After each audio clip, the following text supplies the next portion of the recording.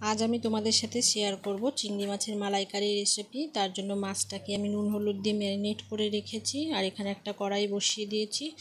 গরম হতে থাক তেলটা, ততক্ষণ আমি একটা মশলা রেডি করে নেব।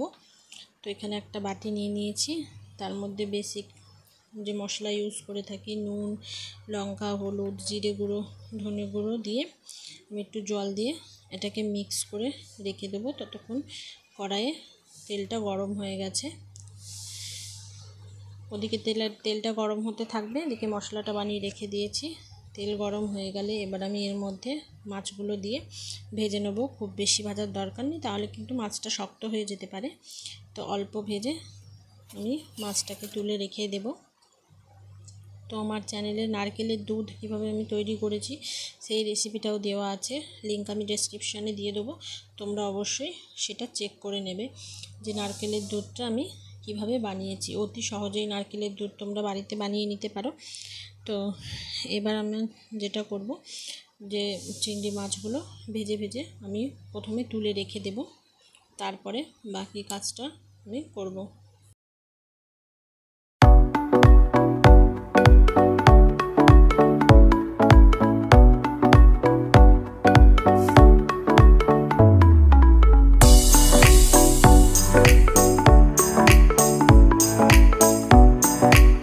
মাছগুলো আমার ভাজা হয়ে গেছে। ওই তেলের মধ্যে আমি গোটা জিরে আর গোটা গরম মশলা ফোড়ন দিয়ে দিয়েছি। এবার কুচি করে রাখা পেঁয়াজগুলো একদম মিহি করে আমি কুচি করে নিয়েছি, সেই পেঁয়াজগুলো দিয়ে খানিকক্ষণ ভেজে নেব আমি।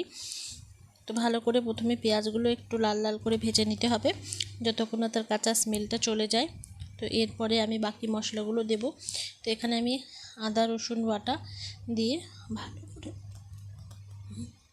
ভালো করে কষিয়ে নেব আদা রসুনটা দিয়ে, যাতে আদা রসুনের কাঁচা স্মেলটা বেরিয়ে যায়। মশলাটা একটু ভালো করেই কষাতে হবে, কারণ এর মধ্যে থেকে তেল বেরিয়ে আসবে, তাহলেই মশলাটা বোঝা যাবে যে ভালো করে কষানো হয়েছে। এই মুহূর্তে আমি এর মধ্যে দিয়ে দেবো সামান্য চিনি। চিনিটা দেওয়ার জন্য কিন্তু কোনো কারণেই এটা চিনির মিষ্টিটা আসবে না, এটা জাস্ট কালারের জন্য দিয়েছি, তোমরা চাইলে নাও দিতে পারো। তো এবার আমি এর মধ্যে দিয়ে দেবো গুলে রাখা মশলাটা, যে মশলাটা আমরা গুলে রেখেছিলাম জল দিয়ে, সেই মশলাটা এবার এর মধ্যে দিয়ে কিছুক্ষণ কষাবো।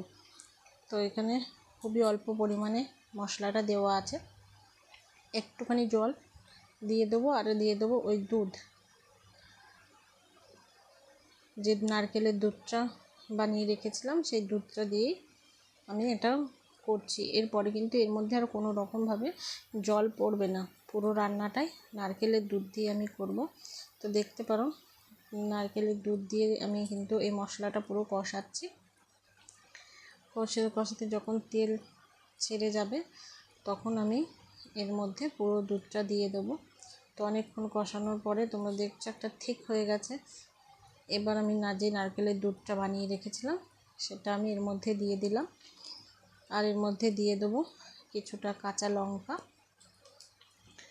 তো এবার তোমরা রেসিপিটা ট্রাই করে দেখতে পারো, খুবই টেস্টি একটা রেসিপি।